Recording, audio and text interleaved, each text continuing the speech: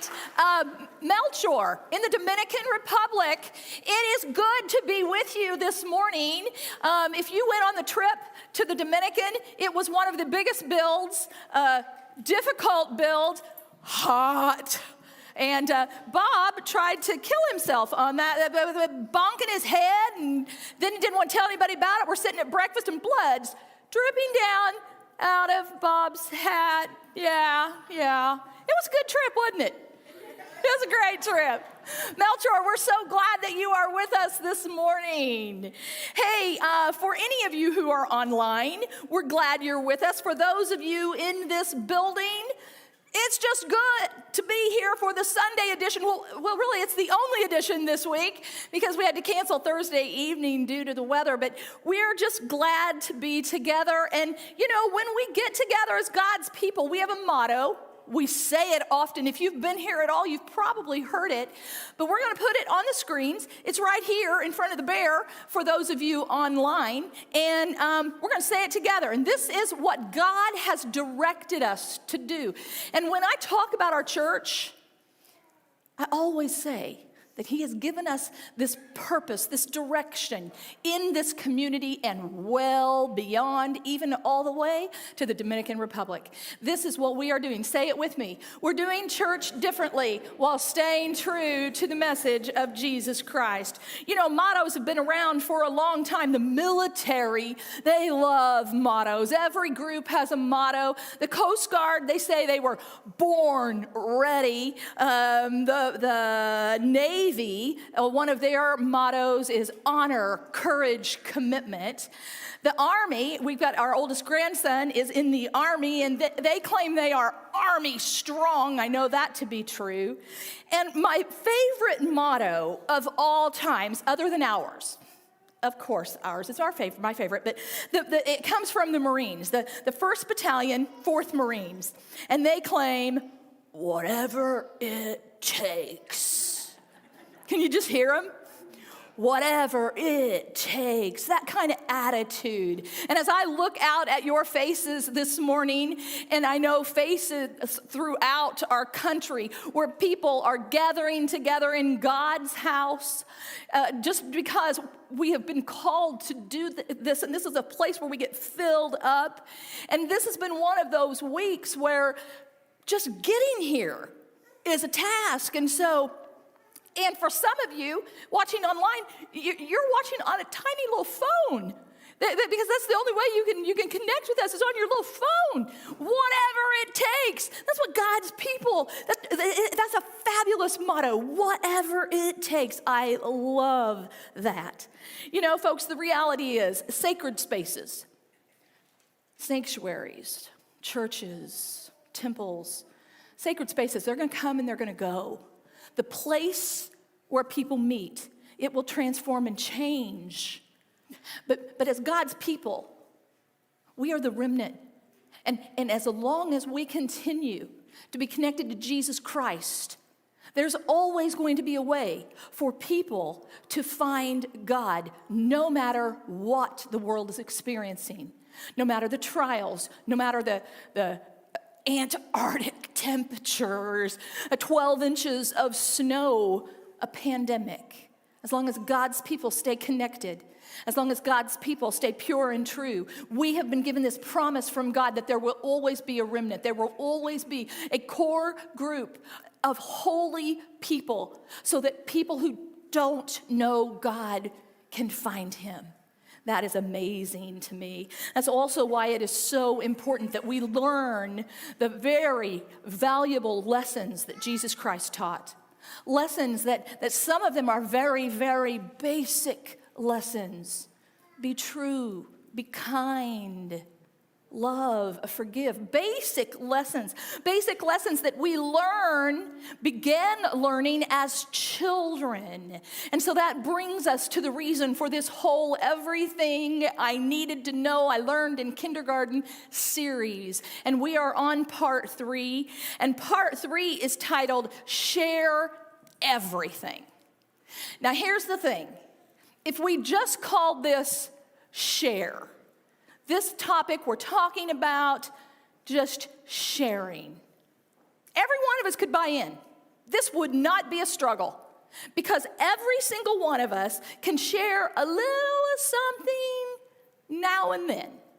We can make sure that all of our needs are met, that we have everything that we need, and then there's always a little dab of something that we could share. But the dynamic changes. The focus changes when we throw the word everything in there. See, this basic lesson that we need to relearn, the lesson that we learned as children about sharing, share what you have, we need to now filter that through our Christ-like mind. And it is share everything. Everything. The selfish behavior of, I will share what is left over, is something that Christ spoke about on a number of occasions.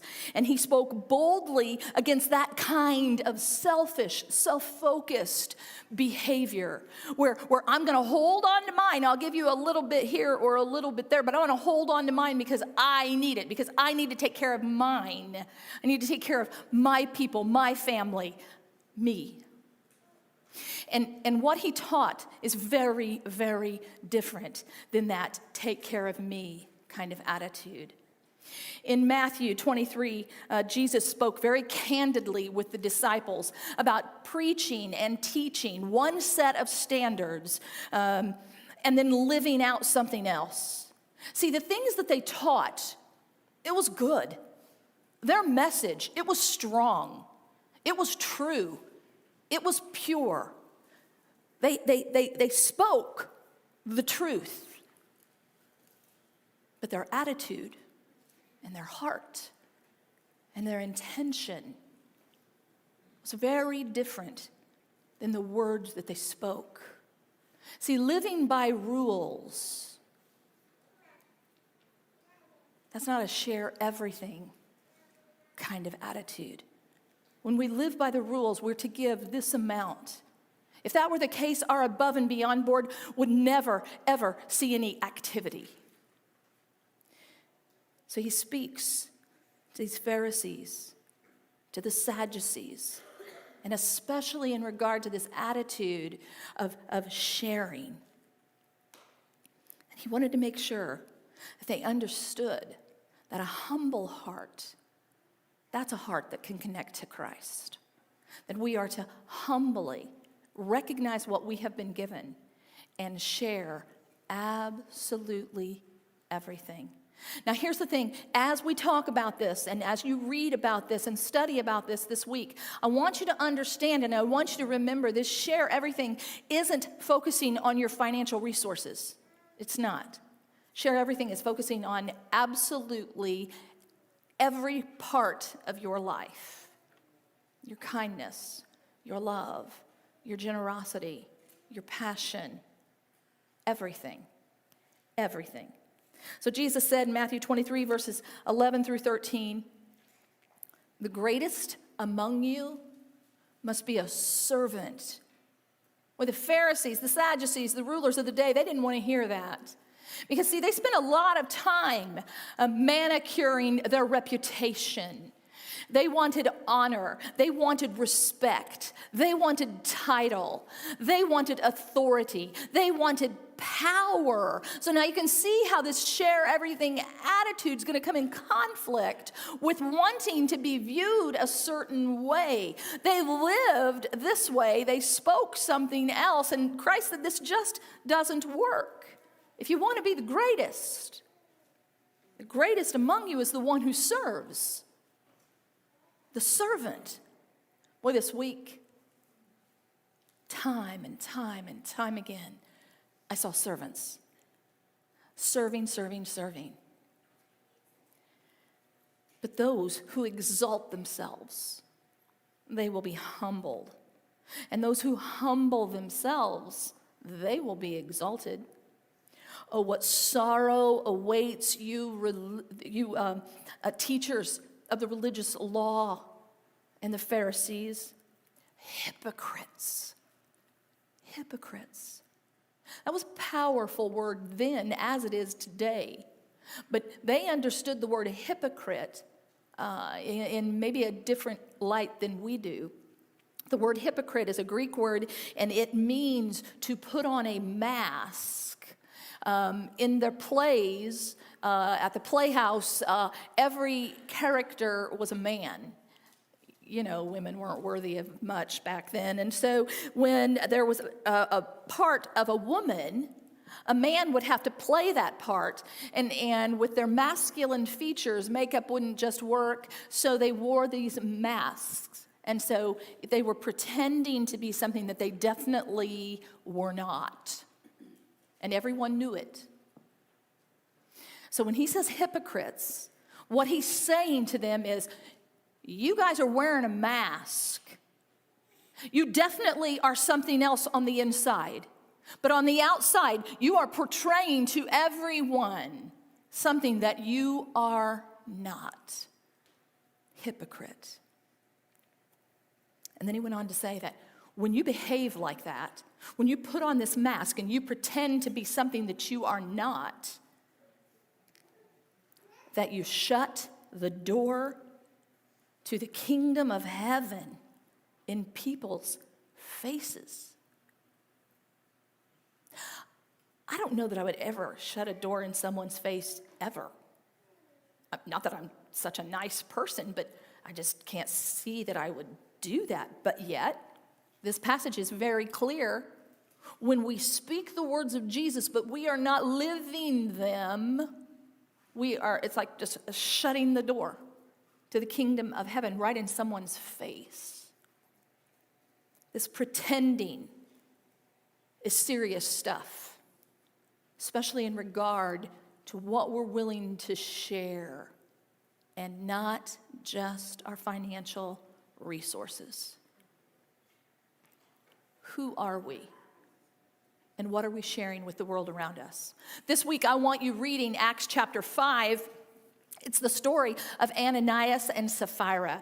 And Ananias and Sapphira, they told the disciples that we want to financially support you. And they must have made a big deal about it.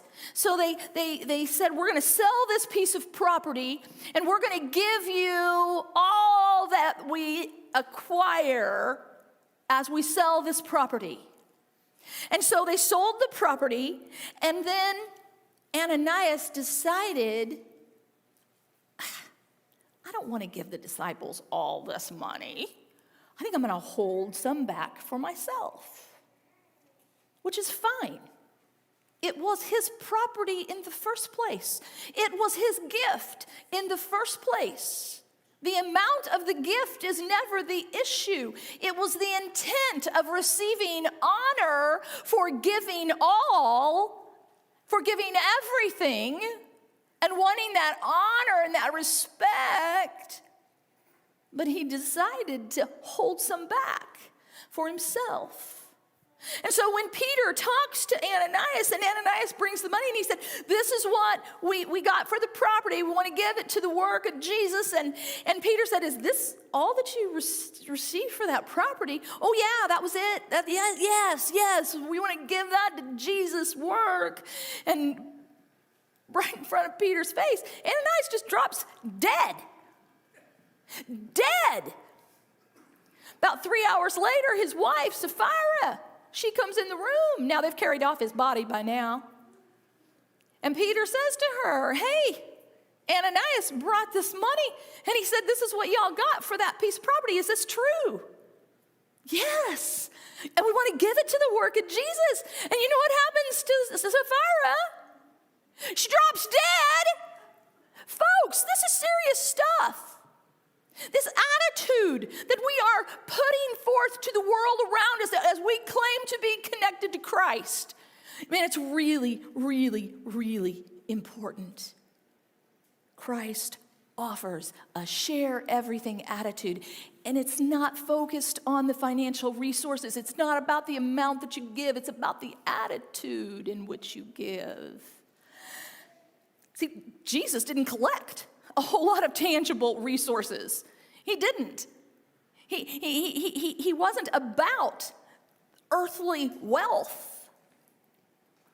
So when we talk about sharing like Christ, See, we automatically think it means sharing a lot of money.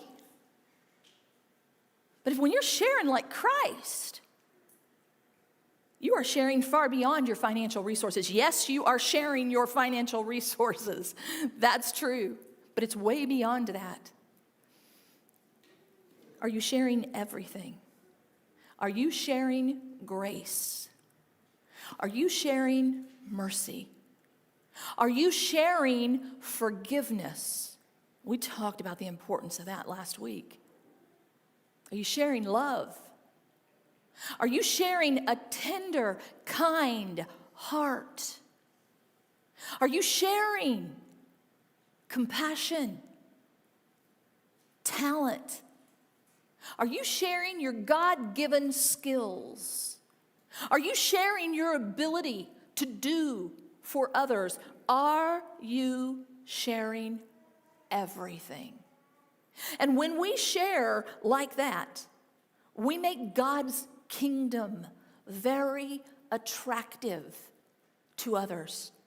Because you see, that is attractive. When people share with that kind of purity, that kind of passion, that kind of power, they are presenting the authority of God here on earth, and it is attractive. And people say, I want that. I want to be like that. I want that experience. But see, the thing is, it goes further than just blessing those you share with. It's how God fills you up, blesses your life, provides for you, and it's how you connect to God. This share everything attitude is extremely, extremely important. That's why Jesus said, those who exalt themselves, they will be humbled.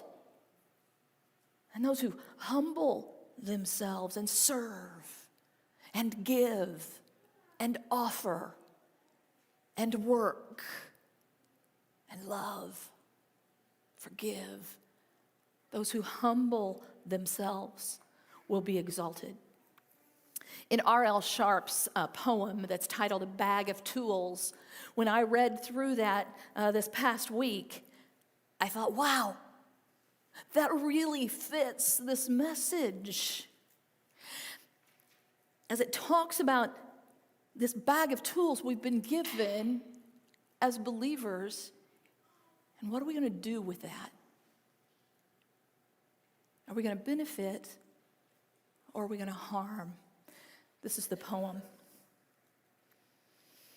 Isn't it strange that princes and kings and clowns that caper in sawdust rings, common people just like you and like me, are builders for all of eternity?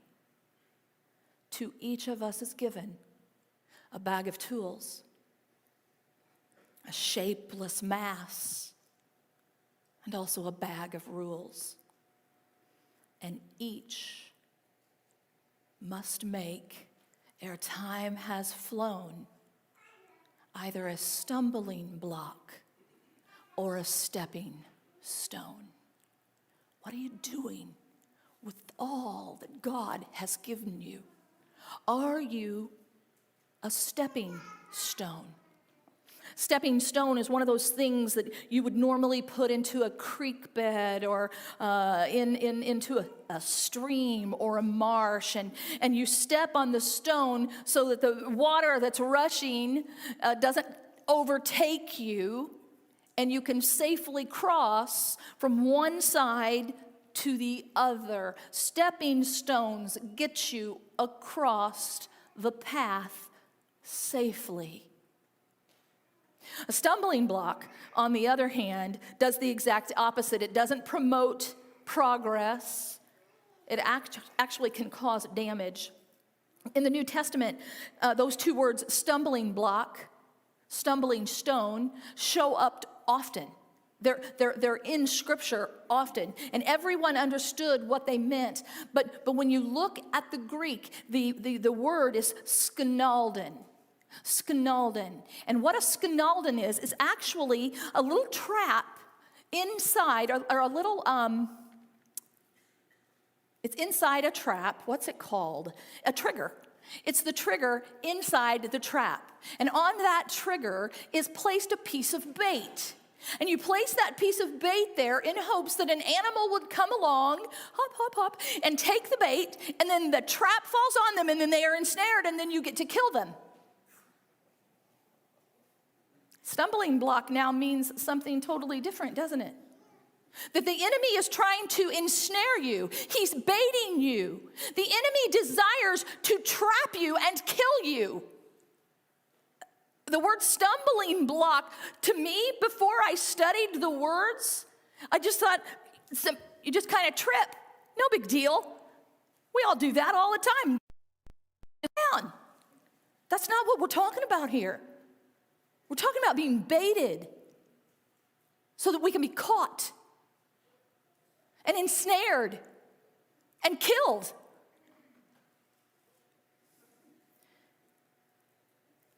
When we share, are we sharing in such a way that our actions are a stumbling block? Are we sharing in such a way that they cause a stepping stone path to safety? Open a Bible, we're going to look at 1 Timothy chapter 6.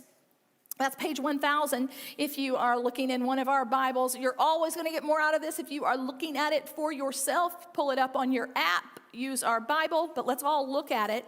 Paul is talking to Timothy here, and he's telling Timothy, you got to guard your heart, dude. You got to guard your heart, because there are godless, foolish people out there trying to lead you astray. And they may say one thing, but watch their actions, because they might do something else. And your heart is so important. You've got to guard your heart. You got to make sure that you've got things right in your heart. We're going to start with verse 17, chapter 6.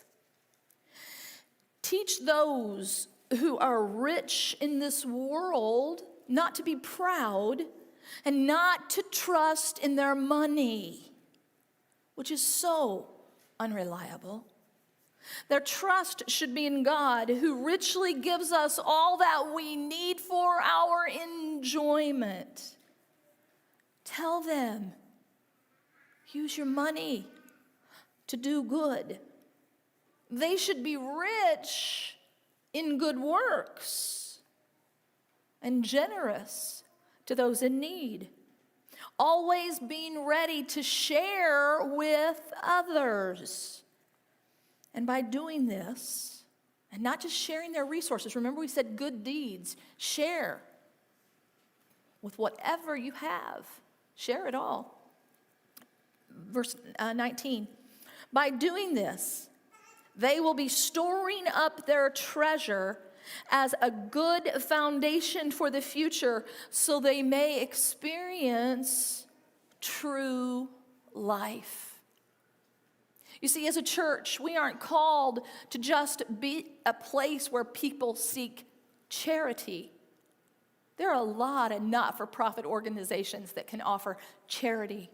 The church is way beyond that. And when we offer, we don't just offer financial resource. One of the things I absolutely love when someone calls needing help is listening to our church secretary talk to them. She offers such compassion and such kindness and such direction. And there are times she'll be on the phone 15, 20, sometimes 30 minutes, and maybe there's nothing we can financially do to help them, but she gives them something of value. She gives them her time. She gives them compassion and understanding, and she directs them in whatever way she can. She offers stepping stones. The church isn't just a place for philanthropic behavior. It's not just a place where we just give money away.